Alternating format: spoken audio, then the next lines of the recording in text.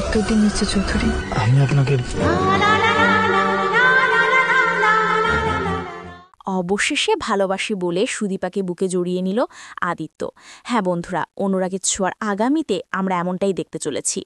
সময়ের সাথে সাথে পরমাকে ভুলে সুদীপাকে ভালোবেসে ফেলেছে আদিত্য। তবে এই ভালোবাসাটা বুঝতে পারছিল না, নিজের মনের সাথে দোটানাই ছিল আদিত্য।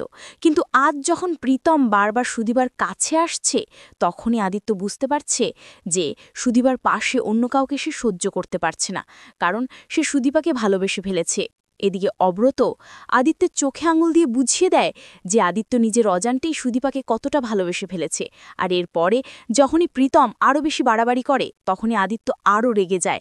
যে রাগটা দেখে সুদীপাও বুঝতে পারে যে আদিত্যের ভিতরে অন্য কিছু কাজ করছে, যার কারণে সুদীপা গাড়িতে ওঠার পরই আদিত্যর কাছে জানতে চায় যে কেন এত উতালো আদিত্য, কেন এত যাই আর আদিত্যর।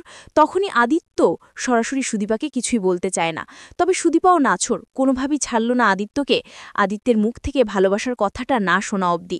এক পর্যায়ে এসে তো তর্কে বিতর্কে আদিত্য বলেই ফেলে যে আমি আপনাকে ভালোবেসে ফেলেছি, সময়ের সাথে সাথে আপনি আমার মনে জায়গা করে নিয়েছেন। যে কথা শুনে তো সুদীপা ভীষণ খুশি হয়ে যায়, কারণ সুদীপাও যে আদিত্যকে ভালোবেসে ফেলেছে নিজের অজান্তেই। সুদীপাও সময়ের সাথে সাথে আদিত্যের প্রতি এতটাই দুর্বল হয়ে পড়েছে যে আদিত্যকে ছাড়া সুদীপাও থাকতে পারছে না।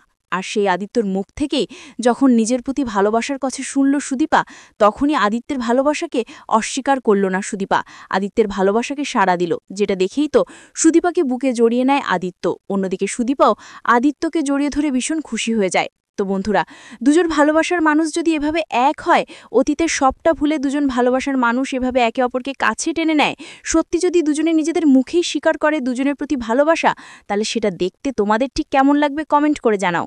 পরবর্তী আপডেট পেতে চ্যানেলটি সাবস্ক্রাইব করো।